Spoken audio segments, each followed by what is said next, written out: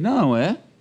Olha, esse evento ontem lá em São Paulo marcou a mudança de filiação partidária do secretário estadual de Segurança Pública de São Paulo, Guilherme Derrite, que, a despeito dos índices de letalidade da polícia paulista, né, é tido como uma estrela em ascensão na política lá no estado, pelo menos pelo Centrão. Ele saiu do PL de Valdemar da Costa Neto e foi para o Progressistas do senador Ciro Nogueira, que inclusive estava lá. E foi durante esse evento, com representantes dos baluartes do Centrão, que Tarcísio de Freitas fez um discurso duro, criticou o governo Lula e se colocou como candidato. Bem, vamos avaliar juntos, né, Amadeu? Cadê a frase aí do Tarcísio de Freitas? É a Renata Abreu do Podemos. Sobre... Tá lá. Sim. Todos o Centrão, meu filho, reunido. Estava lá. Centrão reunido, olha aí, ó. Ele disse, uma coisa que é importante, que não pode passar despercebida, é o simbolismo desta reunião aqui. É a quantidade de lideranças que nós temos aqui, do Brasil inteiro. Para quem duvida que esse grupo vai estar unido no ano que vem, eu digo para vocês, esse grupo estará unido. Mais um trecho do Tarcísio, essa com uma menção direta ao governo Lula. Sim. É uma crítica ao governo Lula. Vamos lá, Nájilo, outro trecho do governador Tarcísio. Olha aí, Ari. No momento em que há dúvida, no momento em que tem muita gente lá em Brasília perdida, que não sabe o caminho, e em que as decisões são tomadas de forma casuística, às vezes até de forma irresponsável, tem um grupo aqui que está unido, que sabe o caminho, que quer fazer a diferença.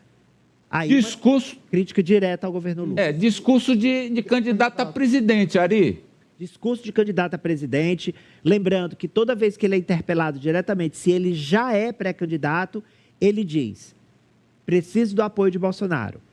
Posso ser, se Bolsonaro me apoiar, mas na relutância do ex-presidente em sinalizar para Tarcísio, ele sinaliza mais para a esposa e para o filho, ora Eduardo, ora Flávio, o centro Michele tem se movimentado. Isso, a esposa dele, Michele, e ora para Eduardo, ora para Flávio Bolsonaro, o Centrão resolveu movimentar as peças, porque não existe vácuo em política. O Amadeu já cantou a pedra aqui. Bolsonaro só indica o nome. Aos 49 do segundo tempo, ele vai ficar... cozinhando galo até o momento final. Mas não parece ser essa a estratégia que o Centrão, inclusive, do ex-ministro Ciro Nogueira, quer, não. Ô, professor, aliás, professor Vila, já há uma disputa para quem vai ser o candidato a governador aí de São Paulo, uma disputa entre o Nunes e o Derrite, né? O Tarcísio está com bloco na rua, professor? Olha, no caso, é bastante provável que o Tarcísio saia candidato a presidente se tiver apoio desses partidos, independente do apoio do Bolsonaro. Aí é uma questão muito interessante. É a criatura se rebelando contra o Criador. Não será a primeira vez na política brasileira e provavelmente não será a última.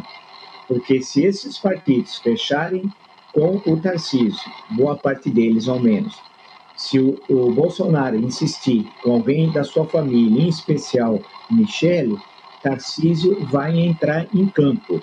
Porque ele é obrigado, para ser candidato a presidente da República, se licenciar, sair, se demitir, entre aspas, numa linguagem mais vulgar, do governo do Estado, na primeira semana de abril.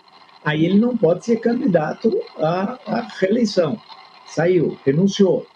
Aí ele vai ser candidato a presidente. Ele não vai fazer esse movimento sem ter a certeza que, além do Bolsonaro, ele terá apoio desses partidos reunidos. E pode ser que do Bolsonaro tenha. Nesse sentido, teremos um quadro, é provável, plural nas eleições presidenciais. O Lula é candidato à reeleição, nem se tiver com uma perna só, ele vai ser, né? Já se sabe, porque não tem alternativa nenhuma no interior do PT, é 0 mais 0 mais 0. No outro campo, mais ou menos próximo, 0 mais 0 mais 0, só sobra ele, portanto. Mas no campo centro-direita, direita e extrema-direita, pode ter alternativas. Então, poderá ocorrer esse fato. E, nesse caso, nessa hipótese, fica aberta a sucessão em São Paulo. que pode ser o prefeito Ricardo Nunes, mas aí haverá um problema, quem assumirá é um bolsonarista, e se Tarcísio estiver enfrentando o candidato bolsonarista no governo federal, na eleição presidencial, como é que fica São Paulo, né, o nó? Ou aparecer outros candidatos, fica um cenário aberto. Derrite candidato ao governo, pode ser que saia, mas será fragorosamente derrotado. Ele não tem a mínima condição de ser candidato a presidente. Não é o caso do Senado, que a história é outra, mas mesmo assim será muito difícil. Professor, estou pensando aqui, eu queria até consultas de vocês. O senhor falou aí do Tarcísio se afastar e não poder ser candidato a governador. Mas o Leite se afastou para disputar a presidência pelo PSDB, lá do Rio Grande do Sul, não deu certo, ele renunciou, não deu certo, e depois ele se candidatou e foi eleito. Perfeito. Não, perfeito. Ele renunciou, assumiu o vice, ele foi participar das primárias, acabou não dando certo, bem, as primárias do PSDB foram um desastre, né? Deu tudo errado, e aí ele se candidatou. Quer dizer, eu não fui claro e peço desculpas. Em tese, juridicamente, ele pode ser candidato, só que nesse espaço de tempo, entre ele renunciar e fracassar uma tentativa de candidatura presidencial, o quadro em São Paulo já vai ter mudado, diferente do Rio Grande do Sul, que estava congelado, né, para aquela fração política onde ia concorrer o Eduardo Leite. Daí que o Tarcísio também, que tem experiência em Brasília, lembrar que ele foi chefe do DENIT. DENIT era o antigo DNR, do governo Dilma Rousseff. Portanto, ele conhece bem Brasília. Então, ele está pensando no movimento que ele vai fazer. A semana passada, note-se, ele nos Estados Unidos, que parece que o Brasil mudou para lá a semana passada, né? Ele também fez um discurso claramente de candidato. O Bolsonaro percebeu, que não é bobo, também percebeu. Então, esse cenário vai ser definido não lá aos 49 do segundo tempo, eu acho, para o Tarcísio e esses setores. E por quê? Você precisa organizar a eleição para o governo do Estado. São 27 unidades da federação, 26 estados do Distrito Federal. 2 senadores, olha as composições que você precisa fazer, são 54 candidatos, e por aí vai. Quer dizer, esse jogo de esperar até o final, o Bolsonaro vai querer fazer. Agora, a pergunta, Amadeu, será que o Centrão e todo esse grupo político vai esperar o Bolsonaro decidir só aos 49 do segundo tempo? Vai. Nessas participações que o senhor citou, do Tarcísio nos Estados Unidos, e ontem, aparentemente, não vai. E eu penso aqui, Francis, que o Centrão pensa assim, ora, o Bolsonaro e o bolsonarismo vai ficar sem opção, porque com o Tarcísio colocado candidato, o que cabe a Bolsonaro? Votar, e ao bolsonarismo, aos bolsonaristas, por gravidade, votar no Tarcísio, porque a outra opção é Lula. Francis. Amadeu, mas eles podem cair do cavalo, porque o Bolsonaro nitidamente não é uma figura política que gosta de ser contrariada. E Tarcísio, eventualmente vencendo uma eleição para presidente da República, ele praticamente anula Jair Bolsonaro, porque não há, nesse campo político, espaço para 2 grandes líderes.